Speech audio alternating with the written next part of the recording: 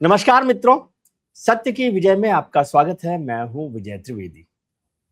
America का एक delegation प्रतिनिधिमंडल हिंदुस्तान आया हुआ है और वो ट्रेड डील पर बातचीत कर रहा है। इसी बीच जो अमेरिकी राष्ट्रपति हैं डोनाल्ड ट्रंप साहब, उन्होंने कहा है कि प्रधानमंत्री जी मेरे मित्र हैं, मुझे बहुत पसंद हैं और हम लोग उनके साथ डील करेंगे।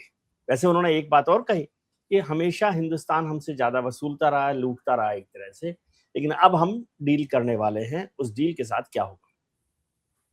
ट्रंप साहब के और भारत के रिश्ते ऊपर नीचे होते रहे हैं पिछले दिनों में, लेकिन वो बार बार प्रधानमंत्री नरेंद्र मोदी को अपना मित्र बताकर बातों को थोड़ा सा इधर उधर करते भी रहे हैं। अमेरिका और भारत के रिश्तों में क्या बदलाव हो रहा है, क्या चल रहा है, जो हिंदुस्तानी वहां रह रहे हैं उनकी क्या तकलीफें हैं, उनकी क्या परेशानी है, और जो हिंदुस्तानी यहाँ से वहां जाना चाहते हैं उनके लिए क्या बाधाएं। इस पर हमारे बड़े भाई नरेश कौशिक साहब, जो बीबीसी लंदन में संपादक भी रहे हैं हिंदी के, हमारे बड़े भाई हैं और वो देश दुनिया की खबर को बहुत बारीकी से समझते हैं। दिल उनका हिंदुस्तान में रहता है, वो भले ही लंदन में रहते हैं। सर बहुत बहुत बहुत बहुत बहुत बहुत धन्यवाद। स्वागत है आपका। आपने जो आर्टिकल लिखा है टीवी पर, उसको पढ़कर मुझे लगा कि आपका दिल जो है ना, वो दिल्ली में ही रहता है, हिंदुस्तान में ही रहता है। तो हमने जी कहा कि बिल्कुल। दिल्ली दिल से दिल्ली में बात ही मेरा जन्म हुआ है, दिल्ली में मेरी परवरिश हुई है, तो दिल्ली तो मेरा दिल है ही। जी। लेकिन दिल्ली वाले लोग तो लंदन में जाने की सोचते रहते हैं, वॉशिंगटन जाने की सोचते रहते हैं, न्यूयॉर्क जाने की सोचते रहते हैं। सर क्या चल रहा है, ये रिश्ता क्या कहलाता है?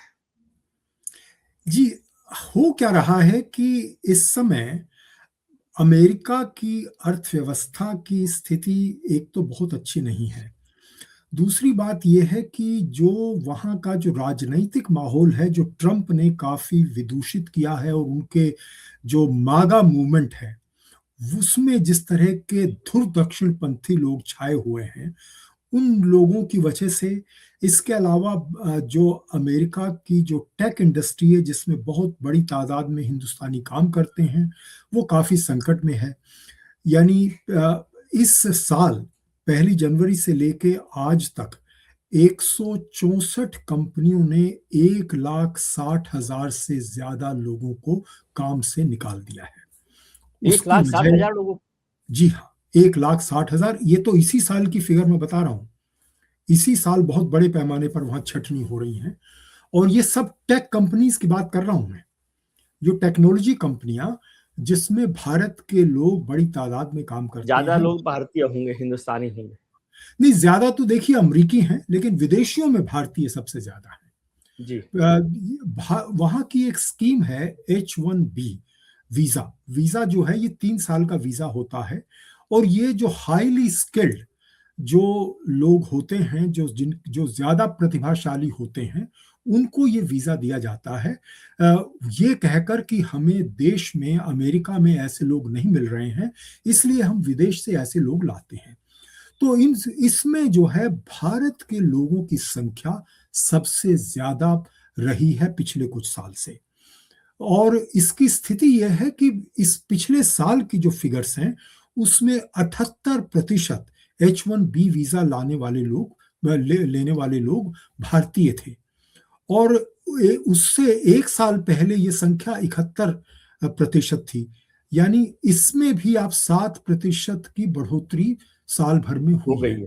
हाँ, लेकिन पिछले साल ट्रंप ने ये किया कि वहां पर उनका मागा मूवमेंट और उनके जो दक्षिणपंथी लोग हैं, वो ये कहते रहे हैं कि बहुत सारे हिंदुस्तानी लोग आकर हमारी नौकरी छीन रहे हैं, खासकर हमें जो है टेक सेक्टर में हमारे रोजगार, लोगों को रोजगार मिलता नहीं है और हिंदुस्तानी लोगों को मिलता है। ये बिल्कुल सही बात नहीं, सबसे ज्यादा तो अमेरिकी लोगों को ही मिलता है।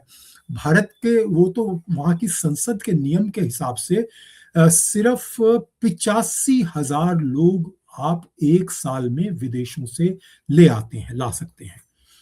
और उस उनके फिर 3 साल के लिए आप उनको वीजा और बढ़ा सकते हैं। ये H1B वीजा जो होता है, ये हाईली स्किल्ड इंडिविजुअल्स का ये होता है।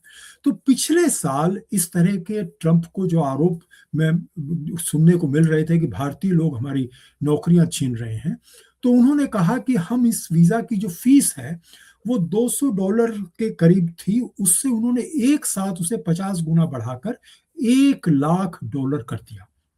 जी। उसके पीछे सीधे सीधे ये था कि जो अमेरिका की जो टेक्नोलॉजी कंपनियां हैं वो हिंदुस्तानियों को ना लाएं, और हिंदुस्तानी क्या बाकी देशों से भी लोगों को ना लाएं, ताकि हिंदुस्तानियों के बजाय या विदेशियों के बजाय अमेरिकी अमेरिकन। लोगों को ज्यादा भर्ती मिले।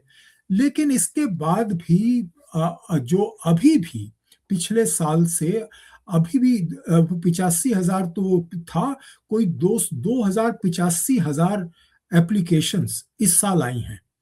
इससे ये पता चलता है कि भारतीयों की जो डिमांड है, जो मांग है, अभी भी है वहां पर।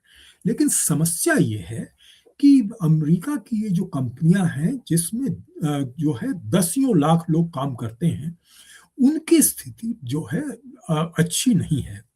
उसकी एक वजह तो ये है कि सब लोग ये आर्टिफिशियल इंटेलिजेंस को अपना रहे हैं।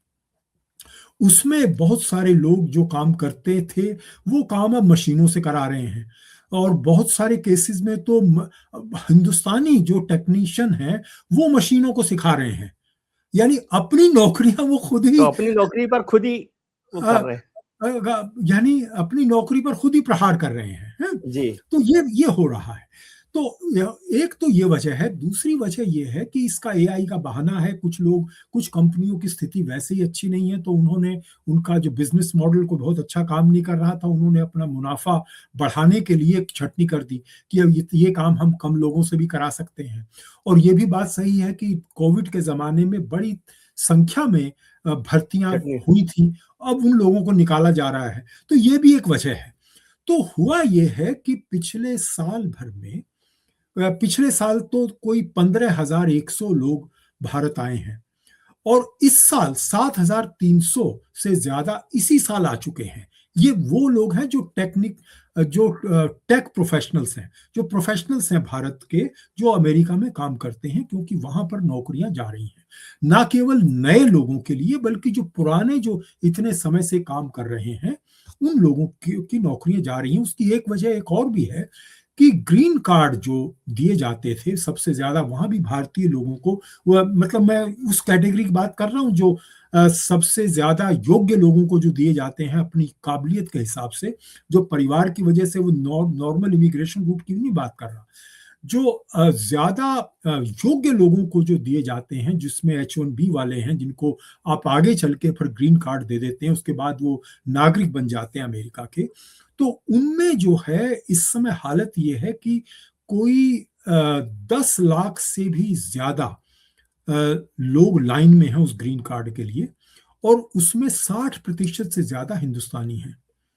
और पिछले साल के जो आंकड़े आए हैं उसमें हिंदुस्तानियों को कोई 15,000 से ज्यादा ग्रीन कार्ड मिले हैं, और वो 5 नंबर पर पहुंच गया। ये तो यानी बहुत चीन के बहुत बहुत लोगों को अंतर है। 20 से ज्यादा ग्रीन कार्ड मिल रहे हैं। तो ये आप देखिए। तो इससे ये जो आपने जो ट्रंप की जो बात से शुरू किया था, ट्रंप दरअसल कहते हैं कि वो भारत के दोस्त हैं, वो कहते हैं कि मोदी जी के दोस्त हैं। वो ये बात हर हफ्ते 2 हफ्ते में एक 15 दिन बार में तो कहते दोहरा हैं। देते हैं। सच बात यह है कि वो ऐसे दोस्त हैं जिसकी भारत को वो ऐसा दोस्त मानते हैं, या मोदी जी को ऐसा दोस्त मानते हैं जिसकी पीठ में छुरा घोंपा जा सकता है, और वो छुरा घोंप रहे हैं। अपने ये जो H1B वीजा वाली तो एक बात है, जो उन्होंने ट्रंप ने जो वो लगाए थे, टैरिफ लगाए थे, उसका भी सबसे ज्यादा नुकसान भारत को हुआ। आप देखिए, 50% टैरिफ लगा दिया था। उसके बाद वो कम हुआ भी, लेकिन जो नुकसान हो गया वो, उसकी तो भरपाई कोई होगी नहीं। उसके बाद उन्होंने ईरान पर हमला कर दिया। उस हमले का भी बहुत बड़ा नुकसान भारत को हुआ है। भारत। तो भारत की जो अर्थव्यवस्था है वो अच्छी हालत में नहीं है। उसकी एक वजह ट्रंप है, क्योंकि ट्रंप की जो नीतियां हैं उससे ये फर्क पड़ रहा है। ये जो टेक इंजीनियर हैं, अब ये जो भारत आ रहे हैं, इनके लिए तो, भारत के लिए तो बहुत बड़ा ये अवसर है। लेकिन सच बात यह है कि भारत में जो टेक इंडस्ट्री है उसकी हालत अच्छी नहीं है। वहां पर हालत यह है कि जो नई नौकरियां जो जिन लोगों को मिल रही हैं, उनकी तादाद पिछले 28 महीने में न्यूनतम स्तर पर इस समय है। यानी नौकरियां टेक सेक्टर में कम हो रही हैं बढ़ने के बजाय। हम तो ये खबरों में तो ये देखते हैं कि देखिए गूगल ने 15 बिलियन इन्वेस्ट कर रहे हैं, इन्वेस्ट इसी कर दिया। तरह माइक्रोसॉफ्ट कर रहा है बिलियंस डॉलर।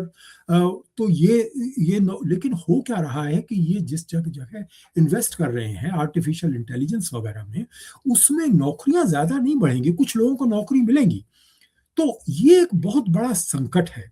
तो मैं समझता हूं कि भारत को जो करना चाहिए, जो चीन ने किया है, चीन ने दो चीजें की हैं। एक तो उसने बड़े पैमाने पर अपनी जो हाई टेक इंडस्ट्री है उनको बढ़ावा दिया है। उसमें बहुत सारे जो चीनी लोग हैं उसमें खप गए हैं।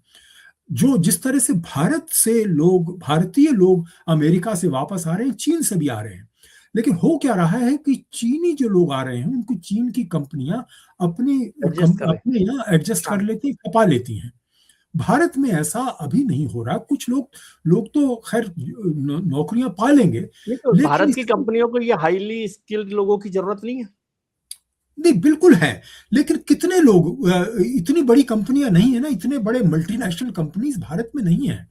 दूसरी बात यह है कि भारत में जिस रिसर्च एंड डेवलपमेंट, जिससे आप नए प्रोडक्ट बनाते हैं, उस पर पैसा सबसे कम खर्च किया जाता है किसी भी बड़ी इकोनॉमी की संख्या में। यानी तुर्की भी हमसे ज्यादा पैसा खर्च कर रहा है परसेंटेज में जीडीपी की। यहां तक कि दक्षिण अफ्रीका भी हमसे ज्यादा कर रहा है। तो इस तरह से जो हमें जो है रिसर्च एंड डेवलपमेंट पर जो खर्च करना चाहिए वो हम नहीं कर रहे हैं। दूसरी बात यह है कि जिस तरह से चीन में उन्होंने वहां की जो यूनिवर्सिटीज हैं वो चीन की सरकार के साथ मिलकर काम करती हैं। ज्यादा से ज्यादा वहां जो यूनिवर्सिटीज हैं वो रिसर्च में लगी हैं। और भारत में ज्यादा से ज्यादा यूनिवर्सिटीज हैं जो ग्रेजुएट्स पैदा कर रही हैं।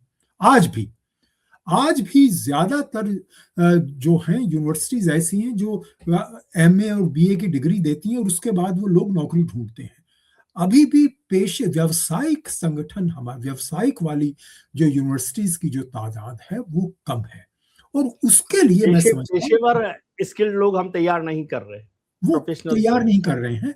और देखिए, अगर आप ये देखिए कि अमेरिका अ, बहुत सारी ऐसी चीजें बनाता है जिसको बनाने वाले, जिसको तैयार करने वाले हैं, जिसको अन्वेषण जिसका करने वाले भारतीय हैं। जो यहां से गए हैं वहां पर उनको वो सुविधाएं मिलती हैं। भारत में उस तरह की सुविधाएं हम क्यों नहीं दे पा रहे हैं?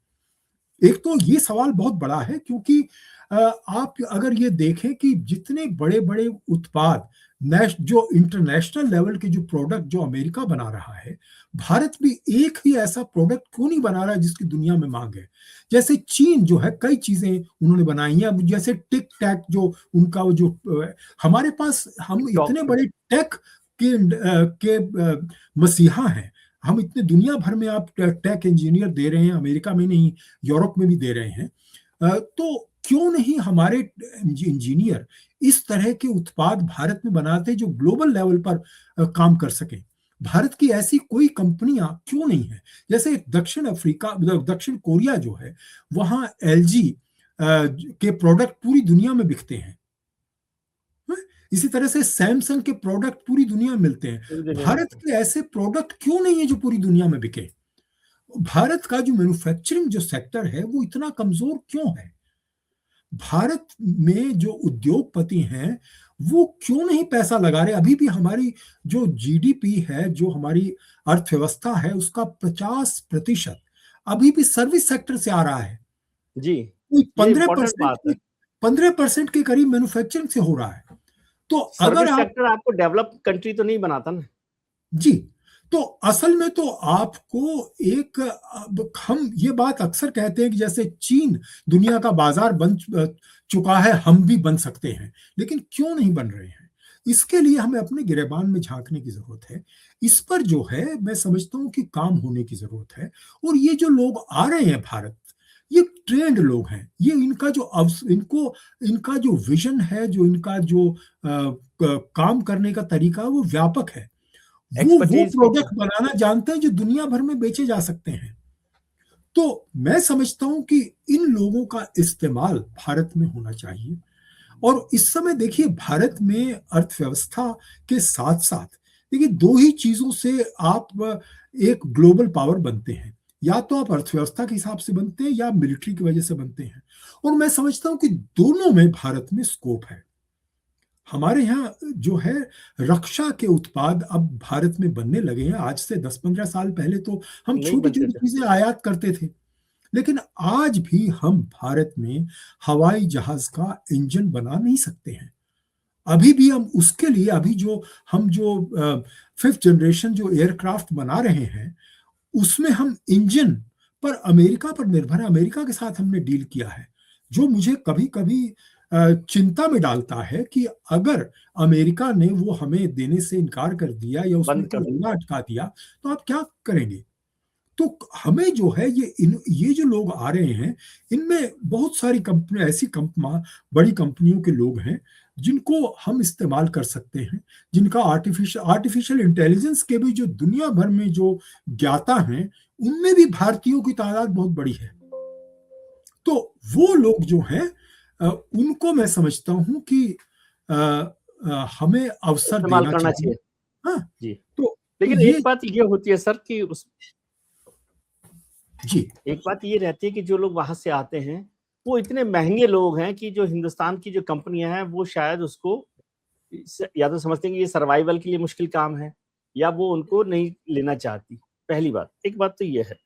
दूसरा, मुझे ये समझाइए, जो आप बात कह रहे हैं इससे उलट बात मैं समझना चाहता हूँ कि हिंदुस्तान में बड़ी कंपनियां हैं, हिंदुस्तान के लोग हैं, लेकिन यहाँ मैं जो देख रहा हूँ एफआईआई को लेकर की जो रिपोर्ट आ रही है कि एक तो जो विदेशी इन्वेस्टर्स थे, फॉरेन इन्वेस्टर्स थे, आज ही उसमें आया कि फॉरेन इन्वेस्टर्स के लिए टैक्स माफी की बात सरकार ने कुछ की है अलग तरीके से, लेकिन फॉरेन इन्वेस्टर्स यहाँ नहीं आ रहे।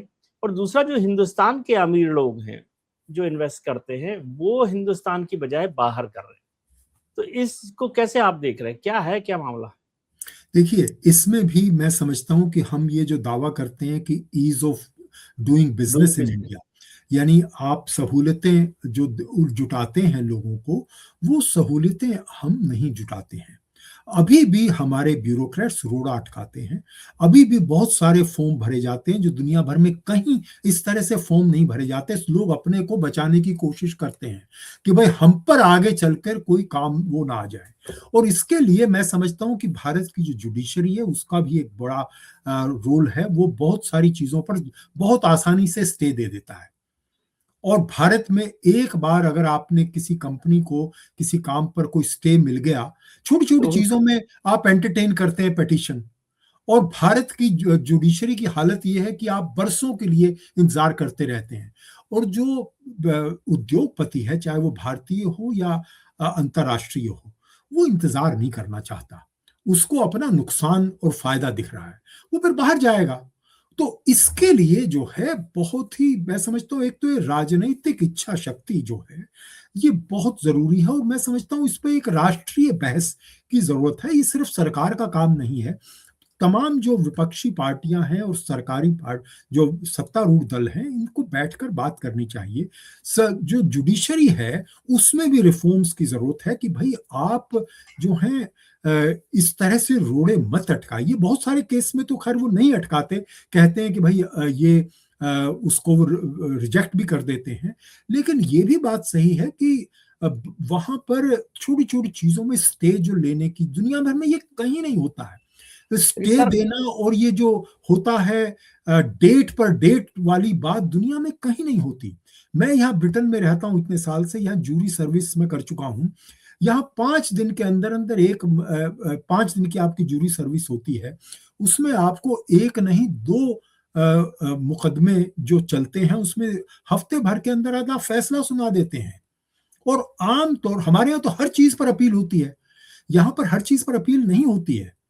दूसरे अपील कोर्ट में आपको सबसे पहले जस्टिफाई करना पड़ता है कि आप क्यों अपील कर जो रहे हैं अपील करना चाहते हैं, हाँ। ना। हमारे यहाँ तो ये बहुत ही आसानी से कहा जाता है कि ऑटोमेटिक अपील। ये अपील क्यों रिजेक्ट नहीं करती जुडिशरी? तो ये जो बात है ना सर, छोटी आप छोटी जो चीजों बहुत में। महत्वपूर्ण बात कर रहे हैं, लेकिन इसका दूसरा पक्ष ये है, आप तो कह रहे हैं कि जो सरकार है, जो व्यवस्था है, जो भी सरकार, मतलब आज की सरकार है, वो ईज ऑफ डूइंग बिजनेस नहीं कर रही और इंडस्ट्री के लिए माहौल नहीं बन रहा है। दूसरी तरफ हमारे जो विपक्ष के नेता हैं वो तो कहते हैं कि ये सरकारी उद्योगपतियों के गोद में बैठी हुई है, केवल उन्हीं का ध्यान रखती है, उनके लिए काम कर रही है और गरीबों का ध्यान नहीं रखती। जो छूट देनी होती है वो भी उद्योगपतियों को देती है। बिजनेस में जितना ईज ऑफ डूइंग है वो भी उन्हीं का है, उन्हीं के लिए फैसला करती है। विदेश से जो नीति होती है उसमें भी उद्योगपतियों का ध्यान रखती है। आप उलट बात कर रहे हैं।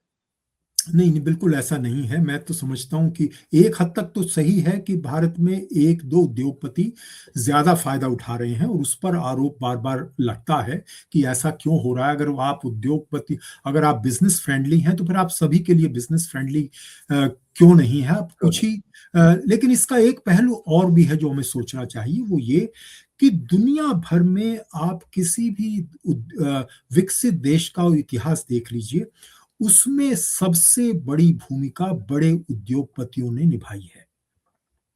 ये बात आप कहीं भी देख लीजिए। तो हमें जो है बड़े उद्योगपतियों के भी पीछे नहीं पड़ना चाहिए। ये बात सही है कि ये जो आपको लेवल प्लेइंग फील्ड होना चाहिए, सबको समान अवसर मिलने चाहिए और राजनीतिक लाभ लोग ना उठाएं, इससे बचना चाहिए। लेकिन इसके लिए जो है खाली ये एक उद्योगपति वाली बात सही नहीं है, और भी इसके पीछे कारण है। जैसा मैंने बताया, जुडिशरी वाला इशू है इसमें, जो ब्यूरोक्रेट्स हैं हमारे, वो इसमें जिम्मेदार हैं। इसके अलावा जो राजनीतिक पार्टियों के जो अपने हित हैं, बहुत सारे लोग जो हैं, ये ऐसा माना जाता है कि आप किसी एमपी से कह के आप कोई चीज पास करा लीजिए, किसी मिनिस्टर तक किसी तरह से पहुंच जाइए, आपकी जो चीज पास हो जाएगी। ऐसा क्यों है? दूसरी बात यह है कि दुनिया भर के जब भी कोई आपने देखा होगा कि जो राष्ट्राध्यक्ष यहाँ आता है भारत में, तो वो एक बिजनेस लीडर्स का प्रतिनिधिमंडल लेकर आता है। कंटिजेंट पूरा का पूरा कंटिजेंट लेकर हाँ, आता है।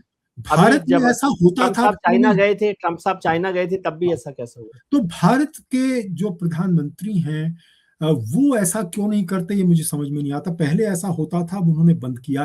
कुछ तो ये कहते हैं कि ये जंकेट की तौर से लोग इस्तेमाल करते थे इसको, इसका मिसयूज रोकने के लिए उन्होंने किया। लेकिन इससे हो ये रहा है कि बहुत सारी कंपनियां जो प्रधानमंत्री के साथ जाकर जो वो कर लेती थी समझौते, वो समझौते अब नहीं हो रहे हैं। तो भारत की जो कंपनियां हैं वो भी तो जो है आशा रखती है, महत्वाकांक्षी हैं कि वो भी बहुराष्ट्रीय कंपनी बने। ऐसा नहीं है कि देखिए भारत की कंपनियां कोई बिल्कुल ऐसी कमजोर हैं, मैं ये मानने को तैयार नहीं हूं। जैसे मैं यहाँ विदेश में रहता हूँ इतने साल से, मैंने जो है टाटा ग्रुप की बहुत इज्जत है। अंबानी का भी काफी नाम है। अदानी जी पर, अदानी का समूह पर कुछ आरोप लगते रहे हैं, लेकिन उनका कंट्रीब्यूशन भी बाकी देशों में भी है और कम नहीं है। मैं अफ्रीका के देशों में गया हूं, वहां पर एयरटेल के आपको बोर्ड मिलेंगे। इसी तरह से मुझे आश्चर्य हुआ कि मैं पेरू गया था, वहां लीमा में बजाज ऑटो का मुझे शोरूम मिला। तो ऐसा नहीं है कि भारत को हर तरह से पीछे है, लेकिन मैं समझता हूं कि भारत जितना आगे बढ़ने का की क्षमता रखता है उतना नहीं बढ़ रहा है। उसके लिए हमें प्रोत्साहन जिस तरह से दिया जाना चाहिए और जिस तरह की एक राष्ट्रीय बहस इस पर होनी चाहिए, वो नहीं हो रही है। तो अभी सर, एक तो अब इस पर बहस का बात तो फिर वहीं पर आ जाएंगे हम कि हमारे जो पॉलिटिकल पार्टीज हैं, वो कोई भी रहे, जो सरकार में रहती है, जो अपोजिशन में रहती है, वो अपोजिशन की सरकार, अपोजिशन में जो लोग बैठे हैं वो बार बार कहते हैं सरकार कुछ खास उद्योगपतियों को दे।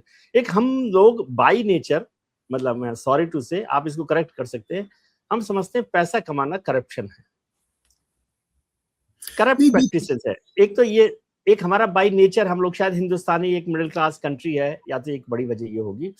और उद्योगपतियों को, जैसे इसका एक उदाहरण मैं उल्टा देता हूं आपको, कि जब नोटबंदी हुई, यहाँ पर डिमोनेटाइजेशन हुआ, तो ज्यादातर हिंदुस्तानी इसलिए खुश थे कि जो नरेश कौशिक साहब जैसे बड़े लोग हैं, उनके खिलाफ सरकार ने कुछ काम कर दिया और उनका पैसा खत्म हो जाएगा। तो ये जो एक एंटी रिच जो एटीट्यूड है, माइंडसेट है, ये भी शायद तकलीफ देता है या रोकता है हमें। क्या आपको लगता है ऐसा? देखिए, नरेश कौशिक तो कोई ऐसे लोगों में नहीं है।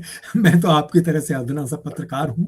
लेकिन ये बात सही है कि भारत में मुझे ऐसे इसमें थोड़ा सा छद्म लगता है। उसकी वजह क्या है? मेरे विचार से भारत के अधिकांश लोग पूंजीवादी हैं, और इसका मैं एक उदाहरण आपको देता हूं। ये मुझे एक एक मेरे मित्र ने मुझे बताया था। ये बात है जब थैचर यहाँ पर पूंजीवाद की बात मार्गरेट करती थैचर। थी, तो मेरे एक मित्र यहाँ आए हुए थे, कहा कि ये थैचर क्या पूंजीवाद की, सबसे बड़े पूंजीवादी तो हम हैं। मैंने कहा कैसे? कहा कि देखिए, मेरे दफ्तर में जो चपरासी है, अगर उसके पास में कुछ पैसे एक महीने बच जाते हैं तो दूसरे चपरासी को वो सूद पे देने लगता है।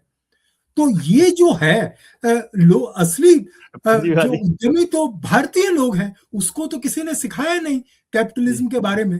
तो हम लोग जो है, सब लोग पैसा कमाना चाहते हैं और कमाते हैं, जिसका बस चलता है वो पैसा कमाते हैं।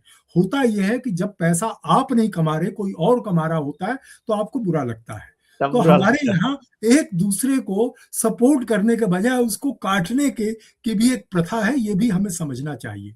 लेकिन ये देखिए, ये पूरी दुनिया में जो है, ये बात अक्सर कही जाती है कि देखिए, आप गरीबों का पेट काट रहे हैं, अमीरों का। जी। देखिए, जी। सच बात ये है कि सबसे जो ज्यादा नौकरियां अब सरकार नहीं देती है, सर से प्राइवेट ज्यादा सेक्टर ही देगा। नौकरियां प्राइवेट सेक्टर देता है। भारत में भी यही बात है। सब जगह। जी। तो आप ऐसे लोगों को कि जो कि नौकरियां दे रहे हैं, ज्यादा लोगों को रख रहे हैं, आप उन पर बार बार जो हमले करते हैं, मैं समझता हूँ वो ठीक नहीं है। आप दरअसल करते क्या है कि आप अगर उनको टैक्स के कंसेशन देते हैं, तो उसके बाद ऐसा नहीं है कि वो सिर्फ अपना मुनाफा कमाते हैं, वो उसके उसमें अपनी कंपनियों का अगर वो विस्तार करते हैं, तो उसमें बहुत सारे लोगों को उसमें फायदा होता है।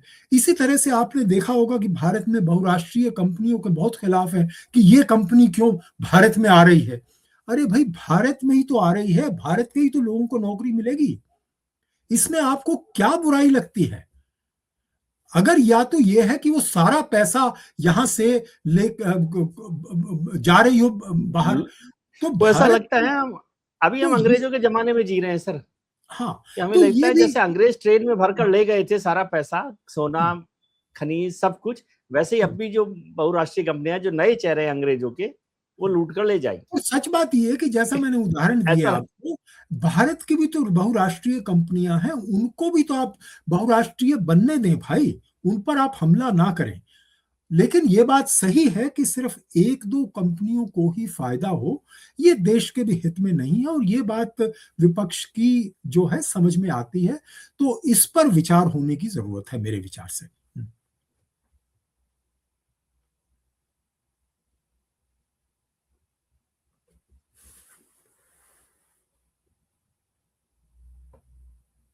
सर इंटरनेट की कुछ प्रॉब्लम है, लेकिन एक आखिरी सवाल मैं समझना चाहता हूँ कि अभी जो ये ट्रेड डेलीगेशन यहाँ आया हुआ है अमेरिका का, और आपने तो बड़ी बात कह दी कि छुरा घोंप रहे हैं, तो क्या कुछ उम्मीद हम करें? और ट्रम्प साहब ने आज ही कहा है कि भाई प्रधानमंत्री जी उनके अच्छे मित्र हैं, तो ये इस देखिए बार छुरा नहीं घोंपेंगे, ऐसा सोचें क्या? और वो सर्जियो देखिए गोर साहब भी मैं बड़ा अच्छा करते हैं। अभी देखिए आपने देखा नहीं, उस दिन जब अमेरिका की 200-250वीं जयंती थी, तो ट्रम्प साहब ने फोन पर बोला यहाँ पर कि भाई आई लव इंडिया। देखिए, ये कहने और करने में बहुत फर्क है। सच बात ये, उन्होंने भारत को बहुत नुकसान पहुंचाया है और पाकिस्तान को फायदा पहुंचाया है, ये भी हमें समझना चाहिए, और इस बात को हिंदुस्तानी कभी भूलेगा नहीं। अमेरिका पर भारत के लोगों का विश्वास उठ गया है। अमेरिका को बहुत ज्यादा प्रयत्न करने होंगे भारतीयों का विश्वास जीतने के लिए। पिछले 25 सालों में अमेरिका के जितने भी विभिन्न पार्टियों के प्रशासनों ने जिस तरह से भारतीयों का दिल जीता था, लोग सोवियत संघ को भूल गए थे, रूस को भूल गए थे, अमेरिका मय होने लगे थे। अब फिर से ट्रंप ने अमेरिका, अपना भारत का ही नहीं, अमेरिका का भी नुकसान किया है। क्योंकि आप जो है कोई 1.25 अरब आबादी को, यानी करीब करीब आप 1/6 ऑफ द ह्यूमैनिटी, दुनिया का हाँ, 1/6 है। एक 1/6 जो है, उसको आप इग्नोर नहीं कर सकते हैं। और दुनिया की आप देखिए, आज भी भारत की, हो सकता है हम चौथे के बजाय 5वें नंबर पर चले गए हों, लेकिन भारत की अर्थव्यवस्था अभी भी बड़ी है। भारत की जो मिडिल क्लास है, अभी भी उसकी संख्या जो है बहुत ज्यादा है। तो ऐसी स्थिति में आप इनको इग्नोर नहीं कर सकते। तो इनका दिल आपको जीतना अपने हित में, तो वो भारत का भला नहीं कर रहे हैं, वो अपना भला करेंगे। अगर कोई ट्रेड एग्रीमेंट होता है तो वो हमारे हित में हो और अमेरिका के हित में हो, तभी वो ट्रेड एग्रीमेंट अच्छा माना जाएगा। एक तरफा तो कोई ट्रेड एग्रीमेंट होता नहीं नहीं, है। लेकिन जैसे और आज उन्होंने बात कही है उससे मुझे लग रहा है कि वो जो ट्रेड प्लस इंडिया का चल रहा है, उन्होंने कहा कि अमेरिका को भारत ने बहुत लूटा है, एक तरह से यही बात बोली है। देखिए, ये तो बात तो क्या हम पहले से, ट्रेड डेफिसिट की तरफ चलने वाले हैं अमेरिका के साथ रिश्तों में? और ऐसे देखिए, ये बात उन्होंने पहली टर्म में भी अपनी कही थी, बार बार कहते थे। हाँ, तो ये बात उन्होंने चीन के ऊपर भी की, लेकिन सारी दुनिया मानती है कि उनका जो टैरिफ पॉलिसी है वो फेल हुई है, उससे अमेरिका की अर्थव्यवस्था को नुकसान हो रहा है। वहां पर देखिए, जो टैरिफ है उससे होता क्या है? टैरिफ तो दरअसल आयात पर कर है ना। जी, आप जो चीजें भारत से या दूसरे देशों से खरीद रहे हैं वो लेकिन सर महंगी कर यहाँ रहे हैं की आप अपने इंडस्ट्री का देश में। नुकसान तो होता है ना। हाँ, तो आप अपने ही लोगों का नुकसान कर रहे हैं।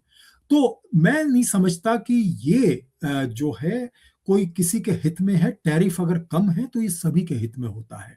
भारत को ने जो टैरिफ इतने साल लगाए हैं वो अपनी अर्थव्यवस्था को, अपनी कंपनियों को थोड़ा सा प्रोटेक्शन दे रहा था। कहीं कहीं मुझे लगता है ज्यादा प्रोटेक्शन दे रहा था, उसकी वजह से भारत की कंपनियां अपने पांव पे खड़ा नहीं हो पाई और वो किसी तरह से compete नहीं कर पाई जैसे बाकी देशों की कंपनियां करती हैं। तो मैं समझता हूं कि सबके साथ एक लेवल प्लेइंग फील्ड अब होना चाहिए और भारत को अपने हित में जिस भी देश से समझौता है वो करना चाहिए। और इसके पीछे सबसे, देखिए, और इसका कोई विकल्प नहीं है, भारत को अपने पांव पर खड़ा होना होगा। हम हमें अमेरिका के या तो भरोसे हम, ना रहे, आप ये कह रहे हैं? बिल्कुल, या तो हम आर्थिक शक्ति बने या हम रक्षा के मामले में महाशक्ति बने। इन दोनों में से तो कम रक्षा एक तो अभी तो आप बहुत, बनिए ना। रक्षा का क्षेत्र तो बहुत पीछे है। मैं उसको इतना नहीं, नहीं मैं ये देखते, भले कहता ही हूँ, सरकार जो भी नहीं, कह रही हो, हाँ, रक्षा के क्षेत्र में अभी हम बहुत पीछे दोनों हैं। ही चीजों में हम पीछे हैं। देखिए, हमें अभी भी पांचवी अर्थव्यवस्था जीडीपी के हिसाब से हम मान लीजिए, लेकिन पर कैपिटा के हिसाब से हम बहुत पीछे हैं। बहुत पीछे हैं। वो तो अभी भी $2,500 $3,000 पर प्रति जहां व्यक्ति पड़ रहे आय हैं, हमारी बहुत कम है। और कम है। आज भी बहुत सारे लोग जो हैं उनको दो समय का रोटी। खाना नसीब नहीं होता है। तो बेरोजगारी की बहुत ही प्रचंड बेरोजगारी है भारत में। बहुत सारे लोग खेती में इसलिए लगे हैं उनके पास कोई और काम नहीं है। और कोई इस कारण नहीं है। हाँ, तो ये तो इन सब चीजों पर, और इसमें देखिए, अब आप कहीं रिफॉर्म करना चाहते हैं एग्रीकल्चर सेक्टर का, उसमें फिर बहुत सारे प्रेशर ग्रुप्स आ जाते हैं। मुझे पर्सनली लगता था कि ये जो लैंड रिफॉर्म्स, जो फार्म रिफॉर्म्स थे, ये कृषि सुधार कार्यक्रम, ये अच्छे थे, इसमें इनका भला होता। लेकिन अब उसमें उसको या तो ठीक से उन कानूनों को समझाया नहीं गया, समझाया नहीं गया। या जो भी वजह है, लेकिन उनको वापस लेना पड़ा इवेंचुअली। और उसका मेरे विचार से नुकसान उससे किसानों का हुआ है और भारत की अर्थव्यवस्था को हुआ है। एक छोटा सा सवाल का जवाब मैं चाहता हूँ कि भारत को कैसे रेस्पॉन्ड करना चाहिए अमेरिका? अमेरिका जो कर रहा है, ट्रम्प साहब जो कर रहे हैं, हम उनको हम कहें लेवल प्लेइंग फील्ड करें, टैरिफ समझाएं, वो तो है नहीं। भारत कैसे रेस्पॉन्ड करे, ये बताइए। मैं समझता हूं कि भारत को अपने हित में सोचना चाहिए। भारत को आंख मूंद पर अब किसी देश पर विश्वास नहीं कर सकते आप। भारत को एक किसी देश की झोली में नहीं होना होगा। भारत को अपना जो मल्टीलैटरल जो हम बातें करते हैं, लेकिन असल में, डाइवर्सिफिकेशन। हाँ, या तो हम रूस की तरफ झुके रहे हैं या आप अमेरिका की तरफ झुके रहे हैं। हमें जो है सच में अपने को मल्टीलैटरल करना होगा।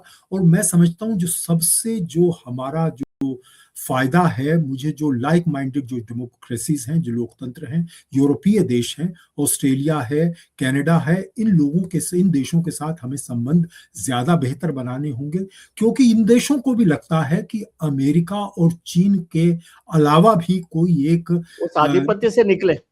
एक उनके आधिपत्य से निकलकर हम एक अपना एक संगठन बना सकते हैं। और ये संगठन कोई एक दूसरे के खिलाफ होने के बजाय हम अपने आप में सब मिलजुल कर ऐसा करें कि ना हम अमेरिका पर निर्भर हों, ना हम चीन पर निर्भर हों, ना ही हम रूस पर निर्भर हों। तो इसमें जो है मैं समझता हूँ यूरोपीय देश जो हैं उनके साथ संबंध इस बीच सुधरे हैं। मैं समझता हूँ और बेहतर होने की जरूरत है। अमेरिका के साथ मुझे ऐसा लगता है कि हमें अभी भी फूंक फूंक पर कदम रखना चाहिए। चलिए, ये बात आपने बिल्कुल फाइनल वर्ड कहा है कि अमेरिका के साथ हमें फूक फूक कर कदम रखना चाहिए। बहुत बहुत धन्यवाद सर, बहुत शुक्रिया। आपने नमस्ते। ये ज्ञानवर्धन हमारा किया। वैसे ही हमारा संकट का काल चल रहा है, तो बड़े भाइयों का काम है कि वो दिशा देते रहे। मैं क्या आप दिशा अपना दूंगा, लेकिन जो है सही सब आपके नहीं। श्रोताओं को बहुत, दर्शकों को बहुत बहुत मेरी शुभकामनाएं, सादर जी, नमस्कार। Thank you sir, thank you very much, take care. आप अपना नमस्कार। ख्याल रखिए। थैंक नमस्कार। यू।